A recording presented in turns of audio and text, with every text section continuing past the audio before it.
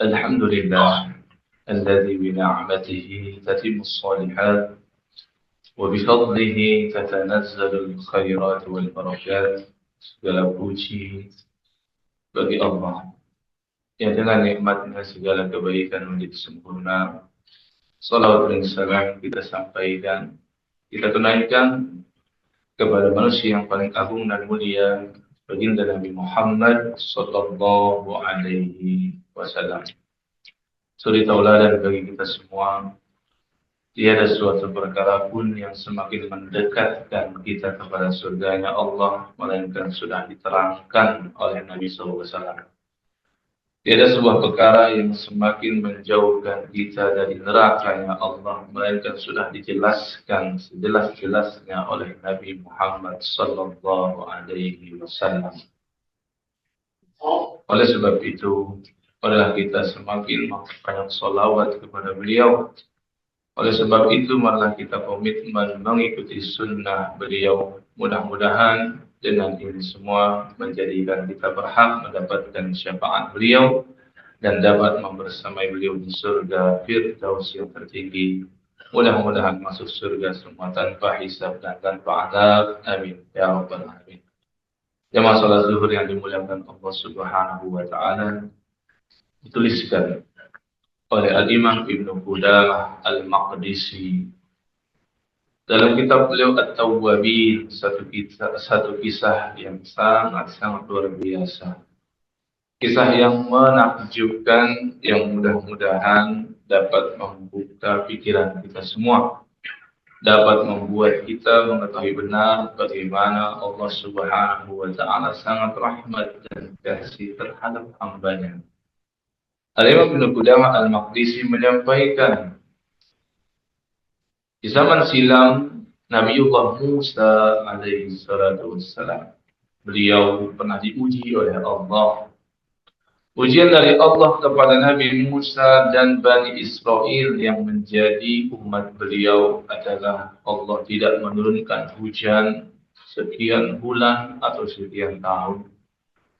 Begitu lama musim paceklik dihadapi oleh mereka. Hal ini membuat Nabi Musa mengajak Bani Israel yang jumlahnya ribuan orang untuk mengerjakan sholat istisqa, meminta hujan. Kemudian Nabi Musa memimpin sholat tersebut. Usai sholat, sebagaimana kita tahu, disunnahkan dalam sholat istisqa itu ditutup dengan khutbah. Maka beliau selesai melakukan sholat berjamaah, kemudian berdoa, kemudian berkhutbah, kemudian hujan ternyata tak kunjung turun. Nabi Musa punya kelebihan di atas nabi-nabi yang lain, beliau bisa langsung berdialog dengan Allah Subhanahu wa taala. Nah, ini membuat Nabi Musa bertanya-tanya, kenapa tidak turun hujan? Maka beliau bertanya kepada Allah Azza wa Jalla, Ilahi, wahai Tuhanku, kenapa engkau tidak turunkan hujan? Kenapa engkau tidak turunkan sesuatu yang tak kau butuhkan, ya Allah? Sedangkan kami sangat membutuhkannya. Maka Allah Azza wa Jalla menjawab pertanyaan Nabi Musa, wahai Musa, inna fikum rajulan. Di tengah jamaahmu itu ada satu orang. Yudnibu dzamban arba'ina sanatan. Dia melakukan sebuah dosa. Tapi dosa ini berlangsung selama 40 tahun dia lakukan. Dan tak pernah sekalipun dia bertaubat kepada aku, wahai Musa. Setelah Nabi Musa tahu rahasianya, maka Nabi Musa langsung menghadap jamaah, bertanya kepada mereka, wahai Bani Israel, sesungguhnya Allah tak turunkan hujan kali ini karena seorang di antara kalian ada pendosa. 40 tahun dia berdosa, tak pernah sekalipun taubat kepada Allah, maka majulah siapa orangnya. Kata Nabi Musa berkata begitu, agar Allah turunkan hujan untuk kita semua sebagai rahmat. Tentunya orang itu malu. Tentunya orang itu tidak mau maju dia. Maka di tengah Nabi Musa ingin mengadili mereka, tiba-tiba Allah turunkan hujan, padahal orangnya belum mengaku. Hal ini semakin membuat Nabi Musa bertanya-tanya. Maka Nabi Musa bertanya kepada Allah Azza wa Jalla, "Ya Rabb, tatkala aku meminta hujan bersama dengan umatku, kami kerjakan sholat dan berdoa kepadamu, kemudian tak kau turunkan hujan, kemudian kau beritahukan masalahnya. Kami belum mengetahui siapa si pendosa tersebut, tapi tiba-tiba kau turunkan hujan. Siapa orang tersebut ya Allah?" Maka Allah Azza wa Jalla berfirman kepada Musa, "Hei Musa, sesaat tadi dia tiba-tiba takut kepadaku. Sesaat tadi ia tiba-tiba bertaubat kepadaku dan dia malu untuk maju ke depannya. Maka dengan sebab taubat dialah maka aku turunkan hujan dengan sebab taubat dia." Maka Nabi Musa alaihi salatu wassalam terkagum dengan taubat orang tersebut, maka ia bertanya kepada Allah, "Kalau begitu ya Rabb, tunjukkan kepadaku siapa hambamu yang diterima taubatnya itu. Siapa hambamu yang taat kepadamu itu ya Allah." Nabi Musa ingin tahu, barangkali ingin belajar. Karena taubat ini salah satu amal yang sangat luar biasa.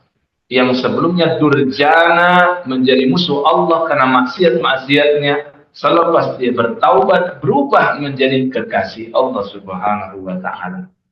Tidakkah kita mendengar firman Allah surah Al-Baqarah ayat 222 di ujung ayatnya, "Innallaha yuhibbut tawwabin wa yuhibbul mutatahhirin."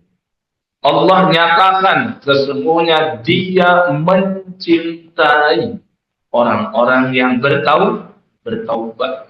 Dan dia juga mencintai orang-orang yang senantiasa mensucikan diri. Apa jawaban Allah kepada Nabi Musa? "Hai Musa, tatkala ia bermaksiat kepadaku saja, tidak aku bongkar identitasnya.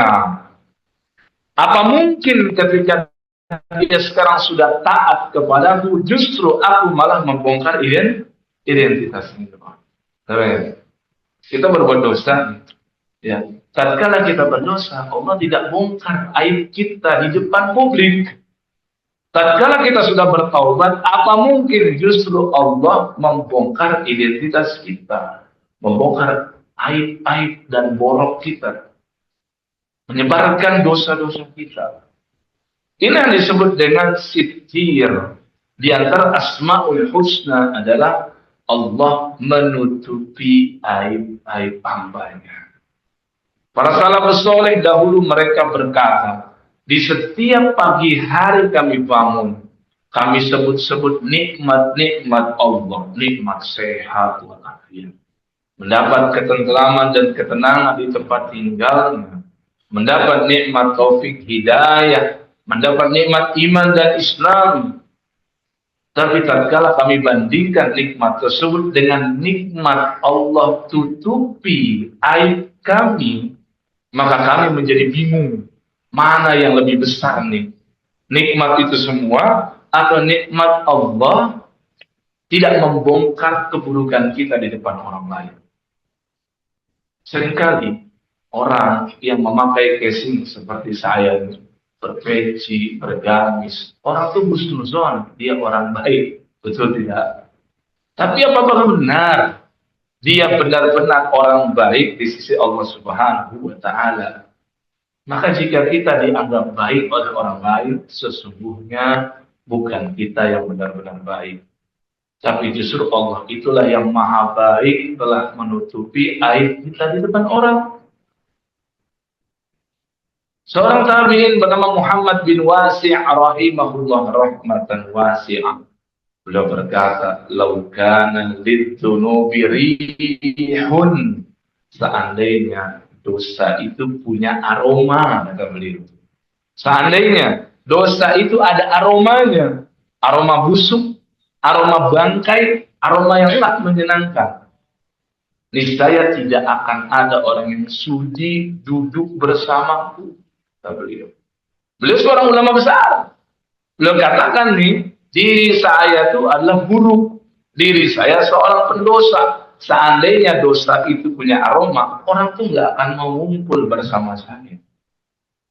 Antum semua di sini seandainya tahu identitas saya sesungguhnya, dosa-dosa yang Allah selama ini sembunyikan, mungkin antum tidak mau hadir dalam hadis ini. Al-Imam Ibnul Qayyim Al-Jauzi dalam kitabnya Madarijus Salikin juga menyampaikan, seandainya manusia itu takjub dengan dirimu, takjub karena ibadah kita, takjub karena kesolihan kita, takjub karena ilmu yang kita punya, takjub dengan apapun kelebihan yang Allah karuniakan kepada kita di atas orang lain, maka kata beliau, sesungguhnya mereka itu tidak takjub kepadamu, tapi justru takjub kepada Allah yang selama ini telah menutupi keburukannya. Sehingga dipandang oleh orang lain selalu baik. Saya yakin kita semua ini pernah mengalami hal ini.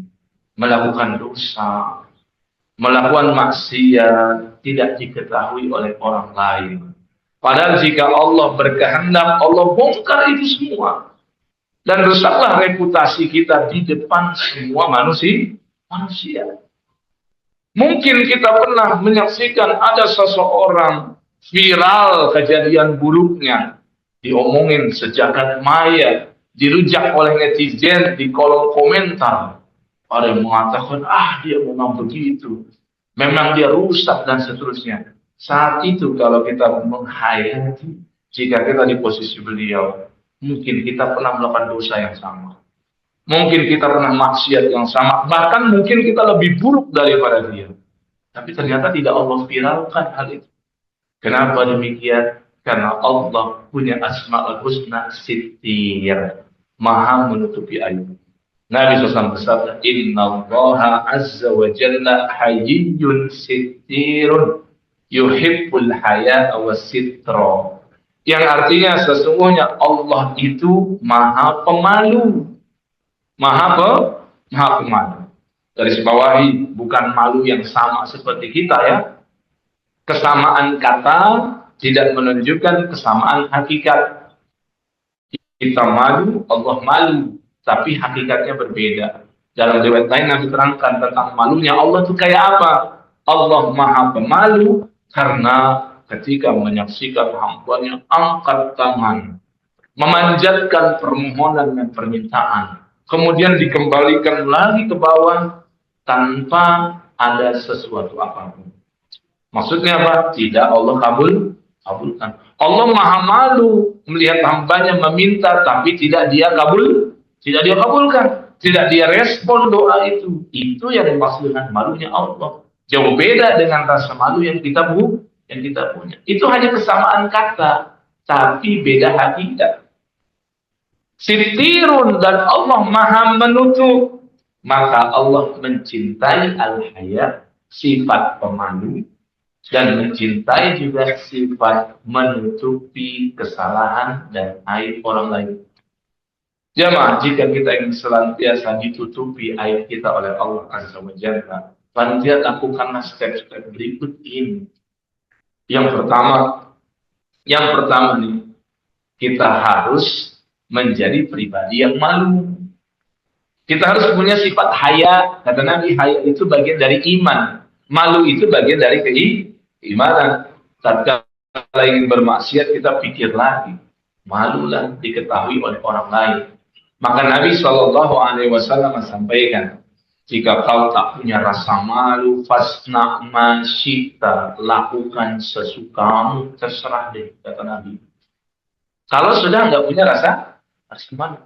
Banyak sekarang orang itu bermaksiat justru nggak malu lagi, dengan bangga sembari memvlog dirinya. Bahkan perbuatan ini menginspirasi orang lain dan berpotensi besar dosa jahat. Berapa banyak orang terinspirasi berbuat yang sama dengan maksiatnya dia. Maka yang paling pertama itu kita harus punya sifat malu ini. Masih punya rasa malu, ini membuat Allah akan sering menutupi aib kita. Coba sekalian yang dirahmati oleh Allah Subhanahu wa Ta'ala. siapa wanita yang diceritakan oleh Allah Azza wa Jalla menggoda Nabiullah Yusuf dalam surat Yusuf. Siapa namanya? Siapa namanya? Zulaikha. Pertanyaannya, apakah Allah spill namanya di dalam Quran? Namanya Zulaikha. Yang ada Allah sebutkan Imra'atul Aziz, istri dari Al-Aziz. Tidak Allah sebut namanya. Imra'atul Aziz. Tidak ada di dalam Quran. Mau dicari dari surat Fatihah sampai An-Nas, bolak-balik khatam berkali-kali, tidak akan antum temukan. Allah men-spill namanya Zulaikha. Bahkan ini termasuk di antara yang diperselisihkan oleh para ulama namanya sebenarnya. Cuma di kita banyak yang cenderung mengambil salah satu pendapat. Al-Imam Ibnu Katsir di antara yang jujur menuliskan dalam kitab beliau Qasasul Anbiya dan Bidayah wan Nihayah, sesungguhnya ulama selisih pendapat. Imam Ibnu Ishaq, bapak sejarah dan sirah, beliau bahkan memastikan namanya bukan Zulaikha, Ro'il namanya, beda tuh. Ya, tapi Imam Ibnu Katsir mengatakan, sebagian ulama mengatakan namanya Zulaikha. Poin yang ingin saya sampaikan, di Quran tuh nggak ada disebut, di hadis juga nggak ada Nabi SAW sebutkan itu namanya Zulaikha gitu, nggak ada.